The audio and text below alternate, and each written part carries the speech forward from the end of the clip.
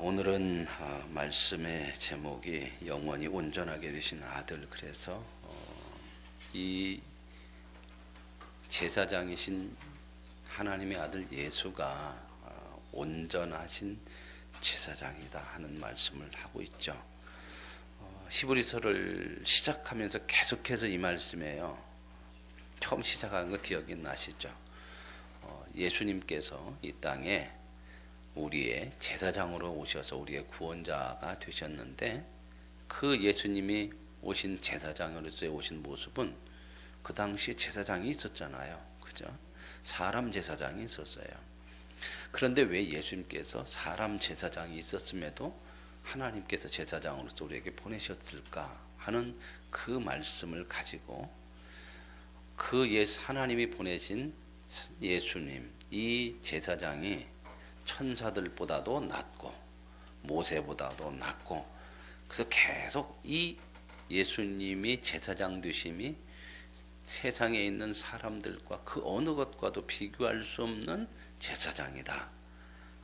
뛰어나고 온전하고 그러한 제사장으로서의 예수님에 대해서 계속해서 말씀을 하시고, 지금 오늘 또 그 말씀이거든요.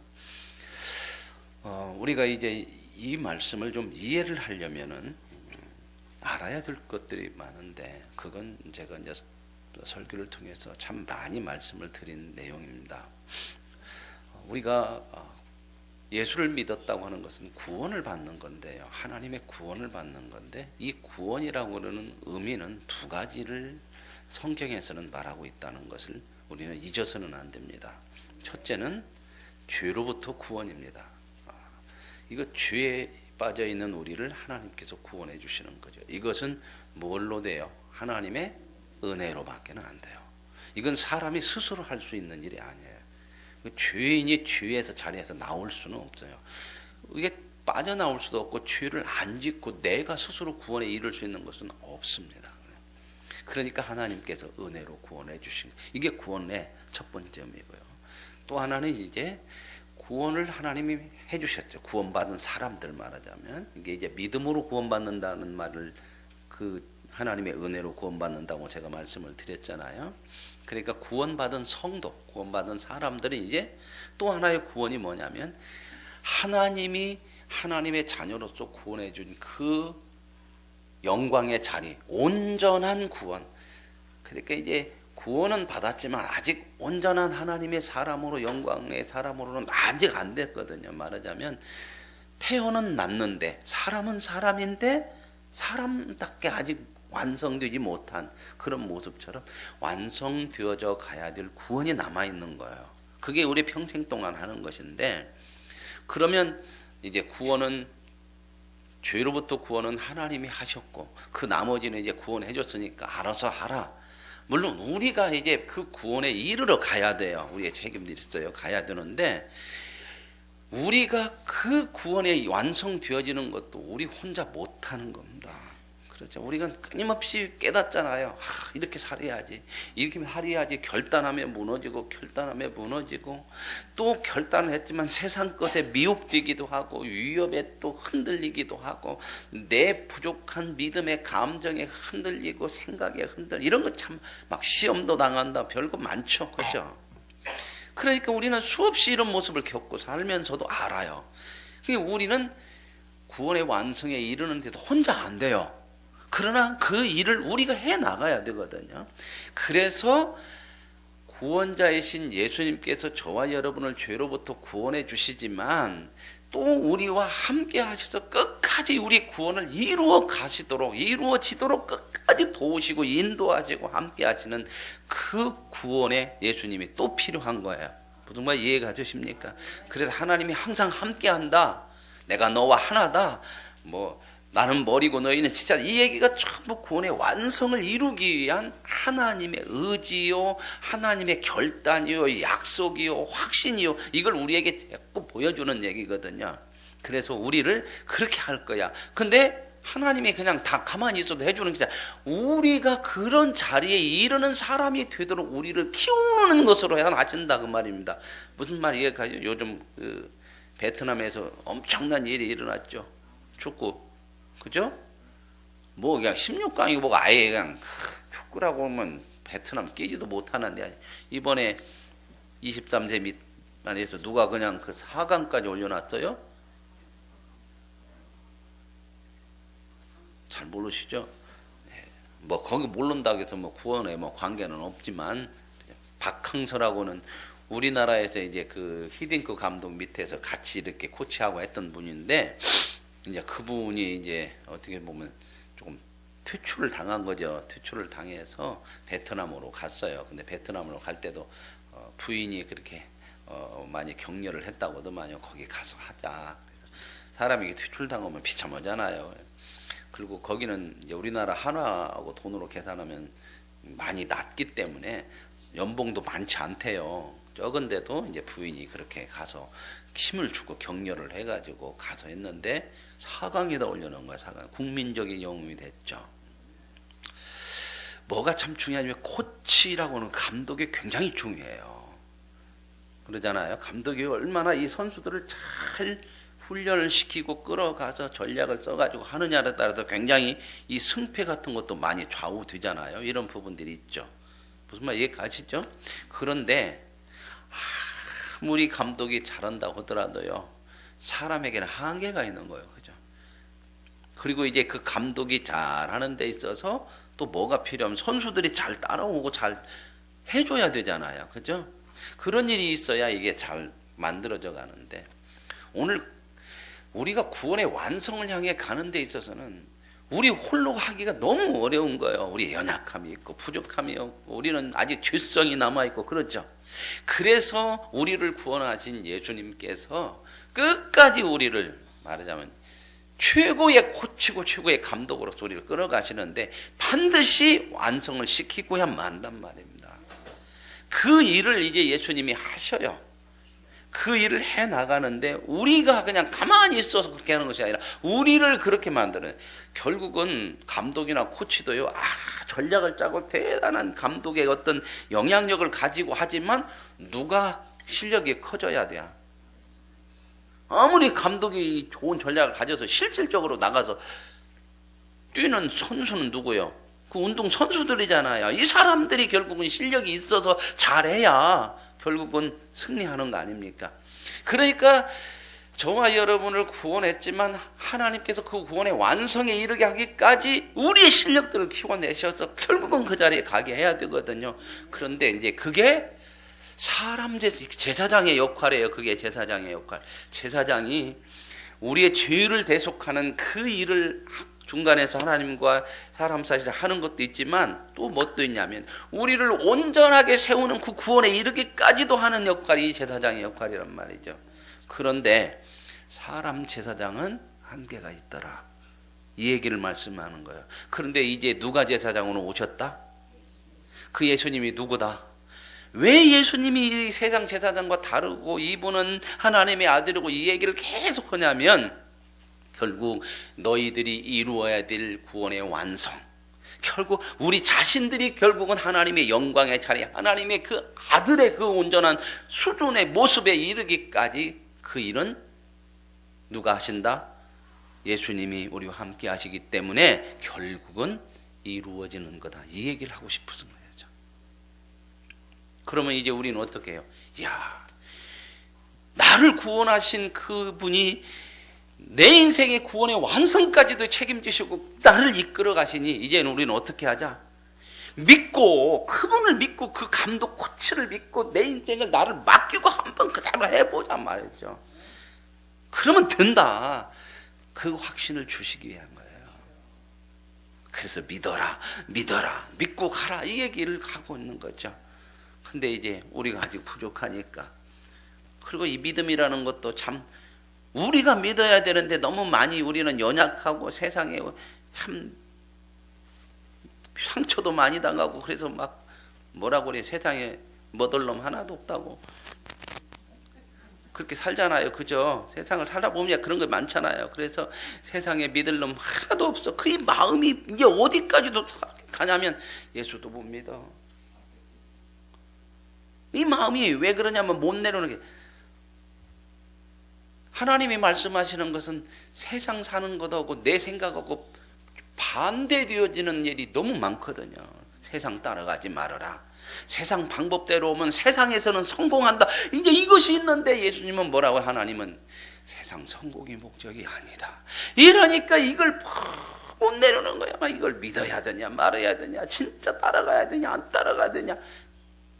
그러니까 계속해서 뭘 얘기하나? 믿어라. 너에게 말하는 하나님이 누구냐? 너희들의 구원을 완성시키려고 보낸 예수가 누구냐? 이렇게 계속 얘기하면서 우리에게 그 믿음을 키워내시려고 하는 거죠. 그렇죠. 그래서 우리가 이제 마음 중심으로 인격적으로 믿어져야 가는 거 아닙니까? 그렇죠. 그 얘기를 계속해서 하는 거예요. 이제 오늘 그 말씀을 한번 보시도록 하겠습니다. 자, 이제 맹세로 된 것 20절부터 22절에 이렇게 나와요. 또 예수께서 제사장이 되신 것은 맹세 없이 된 것이 아니니 그들은 맹세 없이 제사장이 되었다. 여기서 그들은 맹세 없이 제사장이 되었다고 하는 건 어떤 제사장? 사람 제사장. 누구의 지파? 누구의 자손 제사장? 아론의 자손 제사장. 이건 하나님이 이렇게 하라 그래서 해서 그냥 삼아 주셔갖고 제사장이 대대로 되는 거지, 내가 제사장이 되겠습니다 막 이런 맹세로 된 것이 아니란 말이죠. 무슨 말 이해하시죠? 사람 제사장. 그런데 예수님은 맹세 없이 제사장 된 것이 아니다는 말에 이게 이중부정이잖아요. 맹세 없이 된 것이 아니니라 이 말이. 이중부정할 때는 문법적으로는 항상 강조를 할 때 맹세로 된 것이니라 이것보다 더 강하게 얘기하기 위해서 맹세 없이 된 것이 아니야. 이 말은 진짜 맹세로 된 거야. 이 말은 뭐냐면 하나님이 이렇게 맹세를 했어. 예수를 통해서 반드시 너희를 구원하고 반드시 너희를 온전하게 영광의 자리에 되게 할 거야. 이 말이에요. 하나님의 이 단어 속 맹세 속에는 하나님의 뭐가 나와요? 의지가 있어. 의지. 하나님의 그 강렬한 의지. 하나님이 이렇게 의지를 가지고 하면 될까요? 안 될까요? 예? 전능하신 분이 이런 의지를 얘기 안 해도 되지만 우리에게 믿어지게 하기 위해서 이런 표현을 쓴단 말이에요. 그래서 보세요. 그들은 맹세 없이 제사장이 되었으니 오직 예수는 자기에게 말씀하신 이로 말미암아 맹세로 되신 것이라. 자기에게 말씀하신 이는 누굴까요? 하나님 아버지고, 하나님께서 예수님을 통해서 네가 인간을 구원할 제사장이 되어야 된다. 너는 반드시 인간도 구원하고 완성에까지 이루어야 된다. 예수님도 예스 내가 그렇게 하겠습니다 하고 오신 거단 말입니다. 하나님의 의지, 예수님의 의지. 그러니 제발 이 믿음에서 흔들리지 말고 정말 그분만을 따라가라. 그분을 순종하며 가라. 죽을 대로 끌고 가더라도 가라. 안 죽는다. 그게 살 길이다. 그래서 시편 23편에 다윗은 이 고백을, 사망의 음침한 골짜기로 다닐지라도, 양이 그냥 사망의 골짜기로 가요? 아니면은 목자가 딛고 가니까 가는 거예요? 목자가 데리고 간, 거의 23편은 여호와는 나의 목자신 이렇게 시작하잖아요. 무슨 말 이해하세요? 목자는 앞에서 간단 말입니다. 양을 이끌어 가는데 사망의 음침이로 가는데 양이 생각할 때는 왜 죽을 뒤로 가냐 이런 생각이 들 거 아닙니까? 그죠? 그런데도 목자를 믿고 가란 말입니다. 가라는 거죠. 우리 그 많이 하잖아요. 세상 방법이 아니고 나를 따라와. 그런 거 욕심내지 마. 그러면 어떻게 보면 그게 사망의 방법 같아요. 우리 생각으로 볼 때는 저러다 망하지. 저러다 나는 어떻게 되는 거야. 세상 사람들은 저렇게 안 사는데 그러다가 나만 바보 되는 거야.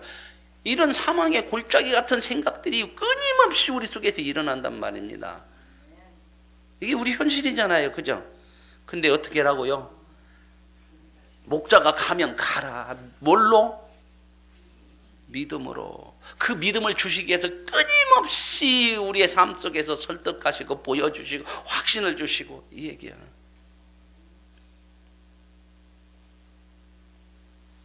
그래서 이제 예수님도 이렇게, 그래서 예수님이 주께서 맹세하시고 뉘우치지 아니하시리니, 이 말은 뭔 말이야? 한번 약속한 거 바꾸는 일 없다. 이제 뒤에 가서 보면 사람 제사장은 계속 바뀌어. 그죠? 그 제사장을 따라가고 제사장을 말을 들으려고 하는데 금방 오다 또 바뀌고 금방 오다 바뀌고 그러면 얼마나 불안해요. 그죠? 우리나라도 그러잖아요. 정권이 몇 년 만에 바뀌어요? 5년마다 바뀌잖아요. 그죠? 대통령 바뀌잖아요. 바뀌니까 그 대통령 있을 때는 막 그 밑에 있던 사람들이 힘을 가지고 있었는데 5년 바뀌고 나면 그 힘 가진 사람들이 대개 다 어디로 가셔? 감옥 가시는 분이 참 많으셔. 얼마나 불안하게. 그런데도 사람들은 그 5년에다 목숨 걸고 사는 사람이 많아. 영원히 제사장이라 하셨도다. 이와 같이 예수는 더 좋은 언약의 보증이 지셨느니라. 더 좋은, 이 더 좋은이라고 하는 것은 이런 표현이지 완전한 보증, 완전한 보증. 그러니 우리에게 있는 제사장을 보고 따라가야 된다, 안 가야 된다? 가라. 그래서 오늘 적용의 말씀을 여러 한 장 넘겨보면 예수 안에 있는 내게도 하나님의 맹세가 젖어 있음을 믿습니까? 정말 우리도 이제 뒤에 가서 보면 하나님의 왕 같은 제사장이 이제 예수를 통해서 이렇게 되어지고 그런 모습을 보여주는데 정말 여기서 우리의 마음에 정말 이 맹세로 되신 하나님의 약속을 믿고 세상을 이기며 살아갈 수 있는 그런 믿음으로 갈 수 있는 양들, 그러한 하나님의 백성들 되어질 수 있는 그런 우리의 삶의 적용도를 한번 해보시고요. 그 다음에 이제 23절부터 보십시다. 제사장이 된 그들의 수요가 많은 것은 이제 사람 제사장을 얘기하잖아요. 죽음으로 말미암은 거다. 그러죠? 왜 제사장이 자꾸 이렇게 수요가 많어? 왜 죽으니까 또 세우고 죽으니까 또 세우고. 그러니까 이 제사장들은 한계가 있다. 온전하지 못하다. 그걸 얘기하고 싶은 거예요. 말씀을. 죽음으로 말미암아 항상 잊지 못함이로되 예수는 영원히 계심으로 그 제사장 직분도 갈리지 않는다. 그러니 예수님 따라가는 것은 절대 변하는 것이 없고 취소되는 것 없고 계속 그분이 영원한 제사장으로서 저와 여러분을 인도하시고 이끌어 가시니 그 제사장이신 예수님을 믿고 가자 그 말입니다. 이 당시 히브리서 수신자는 그 유대교에서 개종한 그리스도인들이거든요.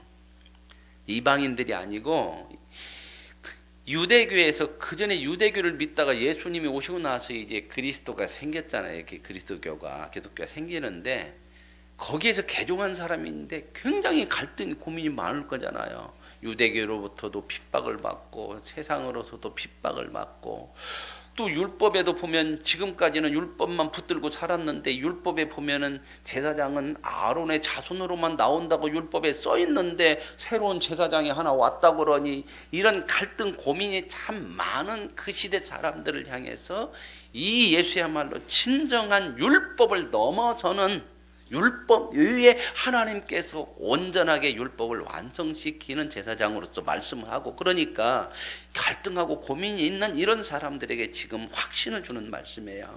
저와 여러분에게도 아주 정말 확신이 되어지는 말씀이 되어야 할 줄로 믿습니다. 그래서 예수는 영원히 계심으로 그 제사장 직분도 갈리지 않는다. 그러므로 자기를 힘입어 하나님께 나아가는 자들을 온전히 구원할 수 있다. 여기서 온전히 구원할 수 있다 그런 것은 어떤 구원을 얘기할까요? 자기 몸을 단번에 들여서 구원하는 것은 죄로부터 구원이고 온전히 구원한다는 건 뭐예요? 구원받은 사람들을 완성시켜가는 거예요. 성경에 보면 이런 표현이 많이 나와. 구원을 이루라. 구원을 향해 가라. 하나님께서 구원을 이루어 가시느니라. 뭐 이런 표현들이 나오거든요. 여기서도 온전히 이분이야말로 진짜 우리의 온전한 제사장이다. 이는 그가 항상 살아계셔서 그들을 위하여 간구하심이라. 그들은 여기서 누굴까요? 구원받은 하나님의 백성을 위해서. 왜 간구해요? 완전한 구원에 이르도록 계속해서 하나님께서 도우시고 함께 하신다는 거죠.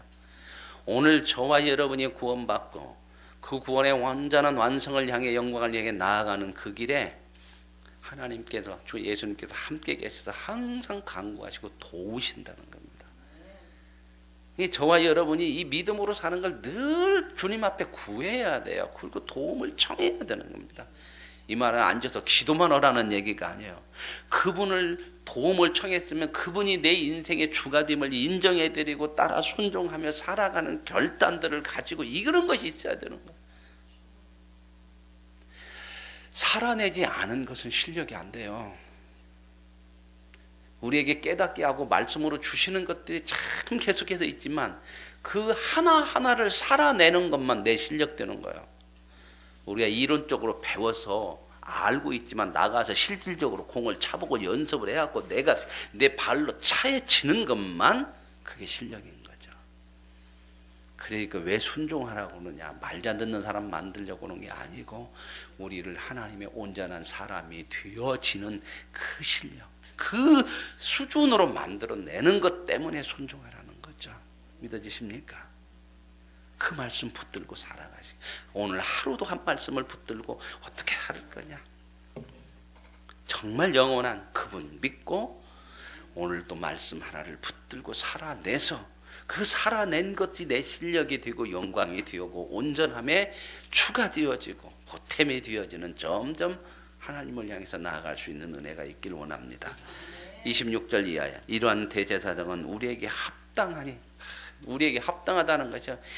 정말 저는 이 말씀을 읽으면서 진짜 우리에게 딱 맞는, 보세요. 우리를 그렇게 막 못 온다고 잡들여오는 것도 아니고 못 온다고 맨날 막 몰아가 기다려주시고 우리에게 정말 우리의 연약함도 다 체휼해서 너무 잘 아시는 그 예수님께서 친히 우리의 몸으로 오셔서 다 해보셔서 우리에게 너무 잘 맞는 우리의 마음과 생각과 우리의 속에 있는 것까지 다 하시는, 믿어지십니까? 그러니 이렇게 합당한 분이니 이런 합당하신 분을 우리가 따르지 못하는 것은 결국 우리의 믿음의 부족함이요 우리의 불순종인 거죠. 합당하니 거룩하고 악이 없고 더러움이 없고 주인에게서 떠나 계시고 하늘보다 높이 드시니라.